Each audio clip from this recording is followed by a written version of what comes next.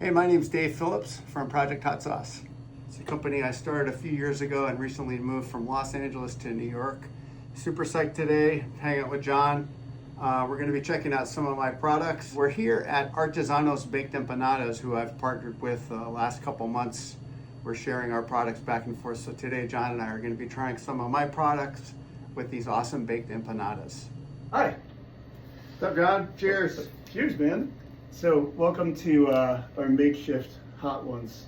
How are you, man? I'm doing good. You know, it's been an exciting time trying to get this company off the ground, and for the first time, I've actually realized at first when I heard the term social media years ago, I was like, wait, that's nothing social about that. Yeah. You're just there's no direct interaction. And then the last 6 weeks, I've been reaching out to people and actually connecting with people in real time. Yeah. And so it's been awesome, actually. It's actually antisocial.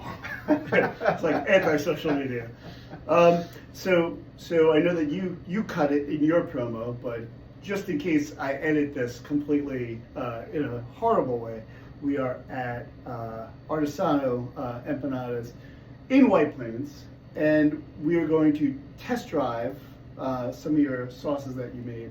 But I want to know how you started, because I'm a music lover. I don't play any instruments, and I always emphasize that in all of my interviews, that I lived through musicians like yourself. So tell me a little bit about your background and how we ended up here, and I know you still play. I've been playing music all my life. That's actually how I earn my living. And as everybody knows, during the pandemic, music business was virtually shut down. At the time, I was playing bass on the Broadway show, The Book of Mormon, and all of Broadway was shut down. And I ended up finding myself in Los Angeles, where my wife was at the time. She's from LA, and she was there working and taking care of her mom. And me and a buddy out there, we decided, because he wasn't working either, well, let's start this company. And so we were out there for a couple of years during the pandemic. Then they reopened Broadway, and thank goodness. And I came back to work, and I thought, well, most of our customers are here in New York, and so why not move the company here? So this year I did that. It was actually last April. Got relicensed in New York State and everything. Found a great commercial kitchen right next to my apartment. Everything is just going fantastic. It's just been super fun. Awesome. And you're still in Book of Mormon? Yeah, I still play bass at the Book of Mormon. Yep, because we're coming up on our 14th year running, and so that's kind of my night job. And then the daytime, I sling sauce. Awesome. So yeah, it's a lot of fun. It keeps me really busy. And what I found over time is, as an artist, as really any kind of artist, you sort of have to have tunnel vision in a sense, because you can't take your eye off. Either you're preparing for the concert, or you're looking for the concert, or it's all very sort of insular in a strange way, even though some of us are lucky enough to travel around the world, which I got to. But in the same time, I was like, well, how can I diversify my communities? And this is one way that I can do that. So. Creative types, we can't just do one thing. We have to do so many different things. Can't just be happy with one thing. By the way, these are going to go cold. Yeah. And they look so dope. And yes. I want to dig in. Let's just cut them in half. Yeah. We'll cut them in half. We got their chicken, we got their beef. By the way, how do you stumble on, and by the way, this is not like Hot Ones at all, besides the fact that this isn't multicam, but your sauces aren't hot, correct? They're meant to go with food. They're meant to enhance food. Okay. Sort of, when I started out, I grew up in Northern California, so I was always eating Mexican food, and I love spice. Right. I love spices. Right. But I never really wanted to make something that was going to ruin not only your face, but also your dish. So all of the products that I make are really flavor forward. Even though they might have a real kick to them, they're still about the flavor. Right. Yeah, so the freezer's on. Yeah, we got the freezer on just, because we want to make sure that everything is kept food safe. So why don't you go ahead and grab, this is the 4 cheese. Okay. Got the 4 cheese, and with that one, we're just going to go with our... So wait, now I have 1, 2, 3, 4, 5. Yeah, we're going to, they're marked. So this is chicken. I've got the chicken and the cheese, so you get one more of these. Okay. Now we're even. Are we even? Okay. So we're gonna try the 4 cheese empanada with. This is really like your go-to red sauce. It's got Fresno peppers, pretty garlic forward. Everything's organic. So I'm just gonna just pop it right on there. Yep.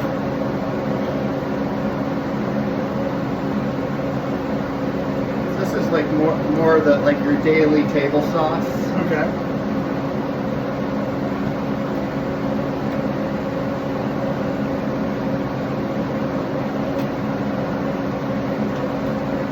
The Fresno pepper is related to the jalapeno. It was developed in Fresno, California, and it's really one of the preferred culinary peppers for chefs across the country. It's got a nice sweetness to it and a fair amount of heat, you know, pretty much similar to the range of a jalapeno. When we connect with these guys at this place? I reached out to them on Instagram of all places Real good. to see if he wanted to make a spicy empanada. And then we haven't actually developed that, but I gave him some bottles for his customers, as you can see on that counter there. The power of Instagram, everybody. It's not just reels, networking. Super cool. This is really good. The sauce, I'm saying. Empanada too. Yeah, what's unique about these empanadas is they're baked, they're not fried. So they're much lighter and the fillings are delicious. Highly recommend this place.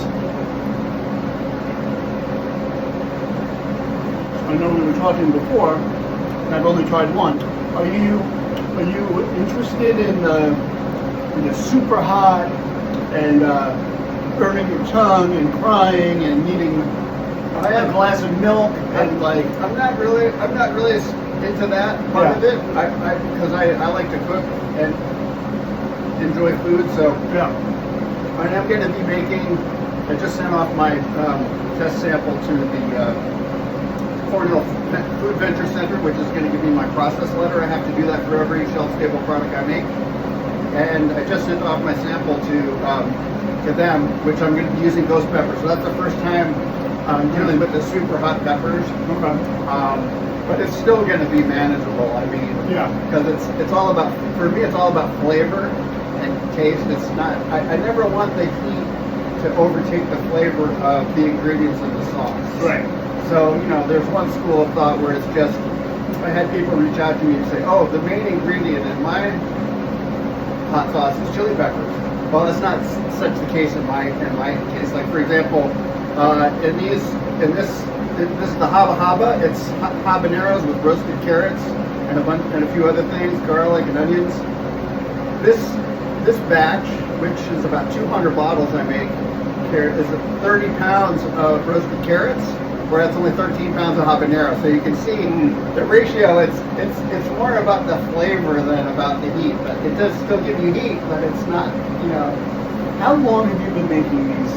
Like, how long has this been like a passion of yours? Well, I started maybe about 10 years ago, just making at home for my friends and growing a couple chili plants in the backyard and stuff like that. But these sauces that you see here, except for this one, which is brand new, Pineapple Island, I try and make one new flavor, at least one new flavor every year for my customers. The rest of these I've been making for about 3 years. Okay. Yeah, and it took quite a bit of research and development to like get them to where they're good. You know, I mean, you got to get. It's such a learning process. Yeah. When you're scaling up a recipe, it's not necessarily linear. So you're not just doubling and tripling everything. You know, it just doesn't work like that. Right. So it's pretty fascinating. Let's try the habanero. Let's use chicken, I think. All right. Habanero on the chicken.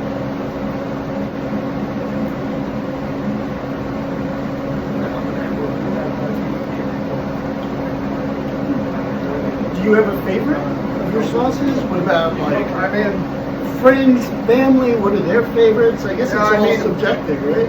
I have basically, every year, I make 4 flavors. And that's the red, the green, the habanero, and the brick house. And those have all stood up. I always sell out of all my inventory. So I don't know that there's necessarily a favorite across the board. Yeah. The haba is really, really popular Yeah. also. And the cool thing is you can really use them on anything. I mean, whether it be like a rice dish or eggs or a soup or anything. I mean, they're basically, you can use them on anything, which I think is the way to go, right? You don't want something that's only good on one thing, of course. Oh, really good.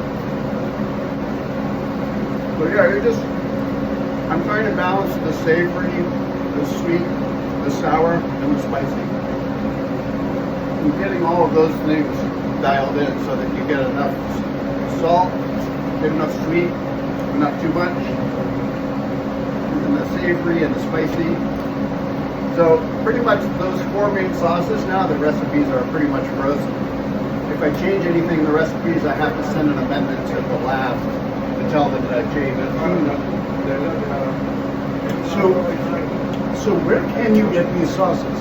So obviously your website, and I'm assuming you can just place an order through your website? Yep.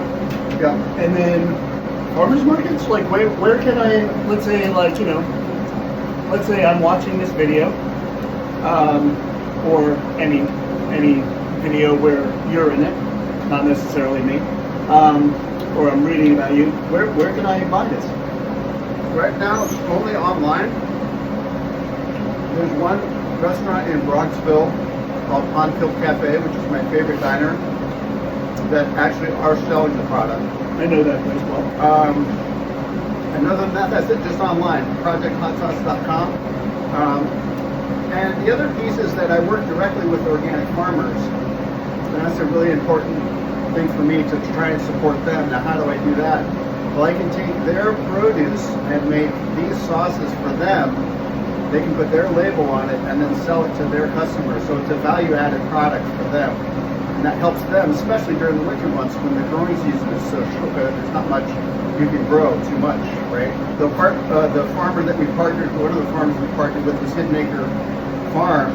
They're located in Sullivan County. They have a stand year-round at Carroll Gardens Green Market. So you can actually get the green and the red sauce at that market right now on Sundays.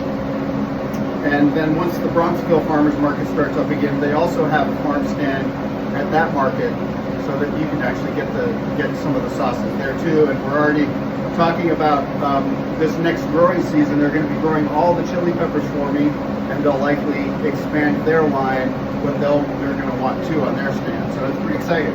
It's pretty cool, yeah. And I keep like staring and it says no artificial ingredients. So obviously you care about what you put in your body. Yeah, right? yeah. I mean, the organic thing. What I have found, I did some studies at Westchester Community College about 10 years ago. They had the sustainable agriculture course, and I started studying there, and it made a real impression on me on how much the quality of the soil and how we care for the soil really not only is keeping us healthier, but it does so in a way that the produce will last longer because of all the micronutrient levels in that produce. So there's something definitely inherent in all of these products where I'm really trying to spend a lot of attention on health and something really good. The best, that's why I like sourcing directly from farmers, because you get direct. And what's super fun at Bronxville this past season, I would put in an order, they would come, I would roll my cart over from my apartment and literally pick up the produce and roll it right back to the church kitchen. I mean, it's single source stuff for the most part. This particular sauce is made from dried chilies. Now that I can't get from a farmer, so that's made from conventional. This one is particularly organic. I guess we'll try that one next. Yeah. This was a base. That's what we call a segue, everybody. This one was based on a mole. I love experimenting, trying to make a mole sauce, and that's it's usually an all-day affair with lots of different spices and different kinds of chili peppers and seeds and nuts, and there's a zillion different kinds of mole. But this is a hot sauce based on a mole. It does not have chocolate in it, however. So we'll try that. What are you trying that on? Are you trying that on? I would say that this one. Okay. Thank you. That's the brick house. I'll dump in another favorite. It's got a lot of spices. Mm-hmm. 4 different kinds of chili peppers. They're all really delicious. This might be my favorite. A lot of people really like that one. Yeah. So how is making music similar? This is such a hokey question. I'm going to go with it.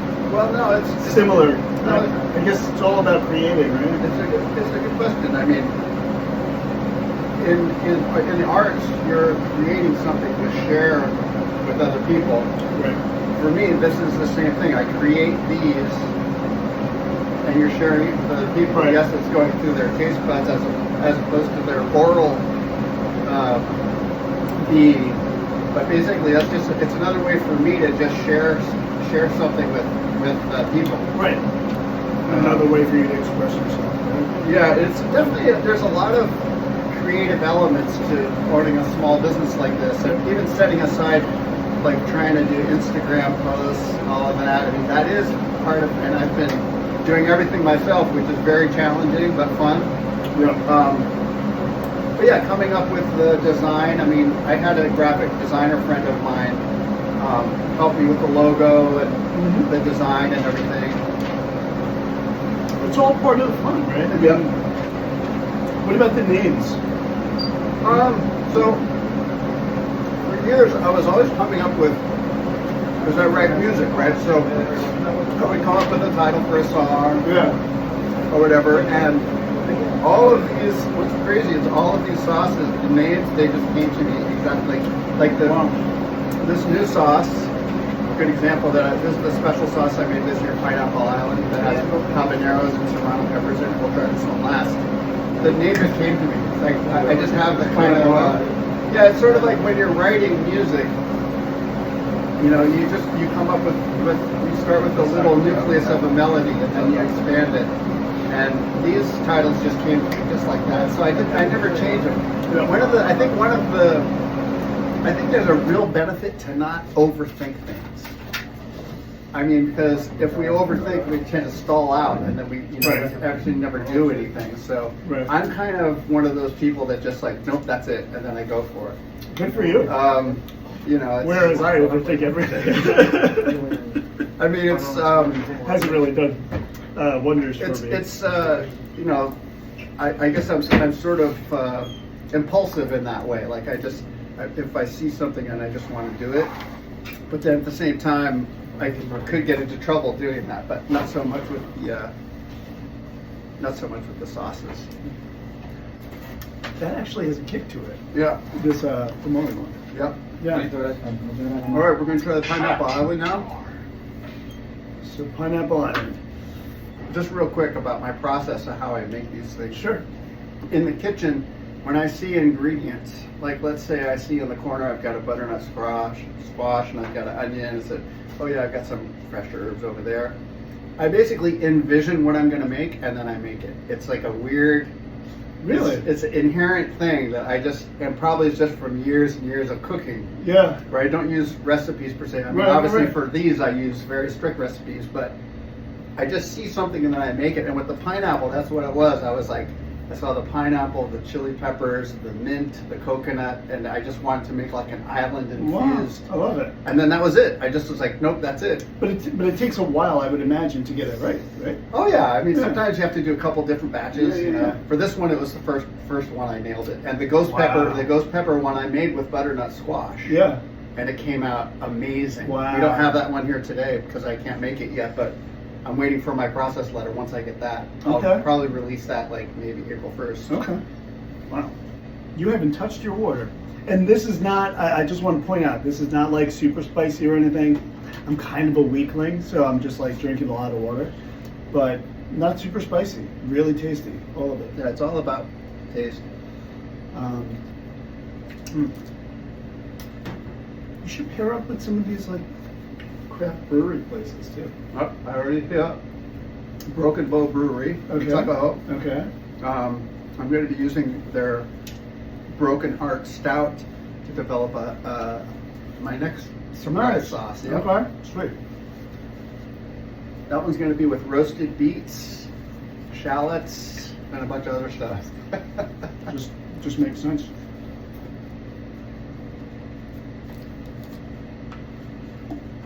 Because a lot of the local breweries, same stuff. Care about their ingredients, care about what they're doing. It's a process, right? So it's just It's a good natural fit. Yeah. And cool news is that Broken Bow Brewery on Marbledale Road in Tuckahoe was in the process of getting a kitchen, Really? which we hope is going to be ready by maybe spring or at least summer. So that's really exciting news because they've been having food trucks coming in, which has been amazing. Yeah. But the fact that they're going to have their own kitchen, and I had just dropped off a case of sauce for them to try a few weeks ago. So, yeah. Look at this pro. One napkin, no water. I'm a freaking mess over here. So this also has some kick to it. Would you say this is the spiciest of the four? What I'm having right now? Pineapple Island? Or Maybe. it is. I mean, my tongue, a little bit. Yeah, you'll feel it on your lips for a while. A little bit. But again, tolerable. I don't need a big glass of milk or anything. No, they're really meant to help food. Yeah. It is funny though, the whole cult of the super hots. Yeah. For the last few years, I've had friends of mine that said, Dave, you got to make. These are good. They taste really good, but you got to make one that's like unbearably hot. Well, why I think hot ones is so successful is a couple of things, right? The concept is brilliant, right? Celebrities burning their mouths off. Yeah. But the questions and the interviewer, so good, Mm-hmm. and he's so talented, and it's not stupid. The questions are really intuitive, and he's really good at what he does. My tongue is actually a little, I'm feeling it a little bit. Well, the good news is, John, you get to go home with these. Ah, my man, thank you. But I think the concept works is because for everyone who's like burning, right? You have people like Conan O'Brien, who makes it part of his shtick. So as he's dying, what's he like, dumping milk on his face or whatever he's doing? And then you have people who are completely untouched, unfazed by it. Yeah. Well, it's the compound in the chili pepper capsaicin that is what gives us the spice. Yeah. Not everybody has the same receptors for it. So Right. some people, that's why some of these sauces, for some people, they'd be like, yeah, but there's no heat. Right. Wow. Right. I mean, I feel like everyone has a friend, right, in college, high school, Oh, whatever, yeah. where you go out and you get like the hottest wings and you're on fire and they're like, and? Yeah. Right? Yeah. Everyone's got them. Well, just a quick note is that why is it that when we are, because I don't know if you saw John here, he put a little bit on and then he tried it, and the first thing he did was he put more on. Mm-hmm. Okay, now why is that? That's because the capsaicin, when we ingest it, it reduces endorphins. So that's why. Interesting. That's why with these crazy hot things, they will eat an entire ghost pepper because they get this tremendous rush from it. Interesting. I mean, that's not the kind of rush I want, but that's really what that it is. is. Interesting. Yes. Yeah, because even the first time, Yeah. I did that with this, right? Yeah. And I was just like, I want so more. hot, I want more. I want more. No, because you like you obviously like the flavor Yeah, too. yeah. But it's one of those things that it does, even at a small dose, we do get a release of endorphins. So that's why hot sauce is such a huge part of why it's such a huge thing. Well, and I think that's probably the success, not probably, like the Taki chips or. Oh, yeah. I mean, like my kids like eat them and. Yeah. Flavor matters. I mean, you obviously know. So tell me, I know we're wrapping up here, but I want everyone to know everything they need to know about you. So please share. I know that we already covered it, but how can they get in touch with you? How can they buy your product? What's next for you? And everything. These sauces are amazing. Yeah, I'm really excited this year because I solidified the partnership with Hidden Acre Farm, which means that basically last year I had 2 farm partners, which was great. Also CJ Farms, New Jersey. They were amazing. They're good friends of mine. But this year I'm basically going to have one farm grow all of the chili peppers for me and all of the produce. So for me, that's really single sourced. That's really important to me. That means that all of the sourcing of the ingredients come from one place. I mean, obviously not the vinegar and the salt and sugar and stuff like that, or the pineapple. So that's really exciting because this year we're going to be expanding that relationship and actually making more, having more of an exchange. So he'll be able to get different flavor sauces on his stand. But really, I'm just trying to expand my audience here. The first couple of years was friends and family, and for most small businesses, that's what it is. And now I'm just trying to expand my audience and get more people to try this stuff. So you can go online, www.projecthotsauce.com, make an order. You can also find us on Instagram, project.hot.sauce. That's our handle. I try and put some fun content on there. It's basically just me and the company, so you're going to see a lot of my face. But I'm having a lot of fun with that, and I'm looking forward to meeting you all at some point. Come check out the sauce. Thanks, man. Thanks, dude.